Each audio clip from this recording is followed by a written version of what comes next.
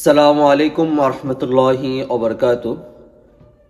হামিদান ও মুসল্লিয়ান আলা রসুলহিল করিম, আম্মা বাদ। প্রিয় দর্শক, নিশ্চয়ই সকলে ভালো আছেন। আপনাদের অবগতির জন্য জানাচ্ছি যে আমরা একটি মিশন নিয়ে কাজ করছি। তা হচ্ছে কোরআন সুন্নাহর আলোকে বিশুদ্ধ আকীদা আপনাদের সামনে উপস্থাপনা করার। এবং এটি আমরা 1 থেকে 100 পর্ব আকারে নিয়ে আসবো, সিরিজ আকারে। এবং এই সিরিজে আপনারা কোরআন সুন্নাহর আলোকে আকীদার যত বিধান রয়েছে সম্পূর্ণ বিস্তারিত A to Z পর্যন্ত আপনারা তা জানতে পারবেন। এবং যত আমাদের সমাজে ভুল ভ্রান্তি প্রচলন আছে তার জবাবও আমরা দেওয়ার চেষ্টা করব ইনশাআল্লাহ। কোরআন সুন্নাহের আলোকে বিশুদ্ধ আকীদার ধারাবাহিক আয়োজনে আপনাকে স্বাগতম জানাচ্ছি। আজকের প্রথম পর্বের বিষয় হচ্ছে আকীদা কি এবং কেন তা একজন মুসলমানের জীবনে খুবই গুরুত্বপূর্ণ। প্রথমে আসি, আকীদা শব্দটি আল আকীদাতুন, এটি মূলত ইকদুন ধাতু থেকে নির্গত হয়েছে, যার অর্থ দৃঢ় বন্ধন বা দৃঢ় বিশ্বাস। ইসলামী পরিভাষায় আল্লাহ তাআলার উপর, তার রাসূলগণের উপর, তার কিতাবসমূহের উপর, তার নবীগণের উপর, তার ফেরেশতাগণের উপর, কিয়ামতের দিবসের উপর, পুনরায় জীবিতের উপর এবং এই সব কিছুর দৃঢ়ভাবে বিশ্বাস করাকে আকীদা বলে। সংক্ষেপে বলা যায়, আকীদা হলো ইসলামের ভিত্তি, আর আমল হলো সেই ভিত্তির উপর নির্মিত একটি ইমারত।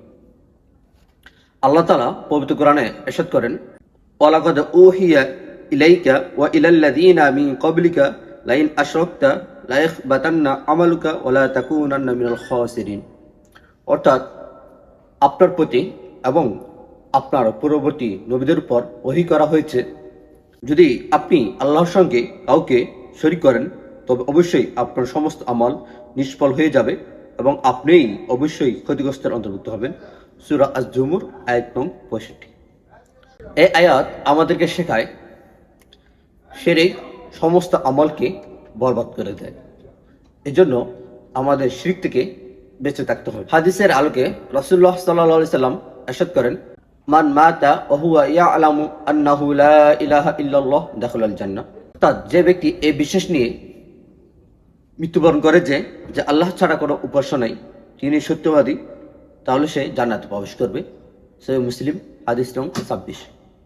এই হাদিস দ্বারা আমরা জানতে পারলাম শুদ্ধ তাওহীদ, বিশুদ্ধ আকীদা আপনাকে জান্নাতের পথকে সহজ করে দিবে এবং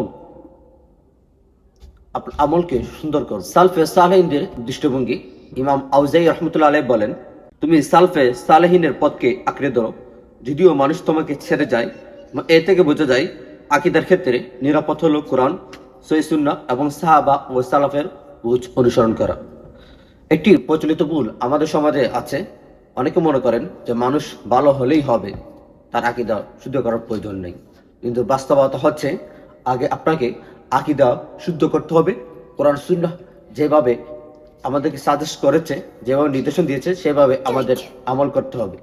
কোরআন সুন্নাহ আমাদের এটাই শিক্ষা দেয়, এটা আকীদা হলো ইসলামের ভিত্তি, আর ভিত্তি ঠিক থাকতে ইমারত সঠিক থাকবে, আমল সুন্দর হবে।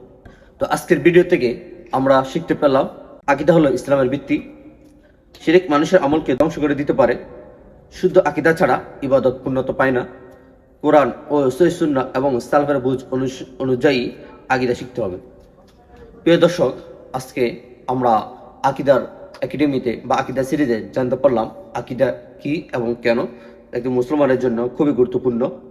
আমরা পরবর্তীতে আলোচনা করব কেন সকল নবী রাসূলগণ সর্বপ্রথম তাওহীদের দাওয়াত দিয়েছেন। আল্লাহ তাআলা আমাদের সবাইকে বিশুদ্ধ আকীদায় আমল করার তৌফিক দান করুক এবং সবাইকে সঠিক বুঝ দান করুক। ইনশাআল্লাহ দেখা হবে আগামী পর্বতে। সবাই ভালো থাকবেন, সুস্থ থাকবেন। আসসালামু আলাইকুম ওয়া রাহমাতুল্লাহি ওয়া বারাকাতুহু।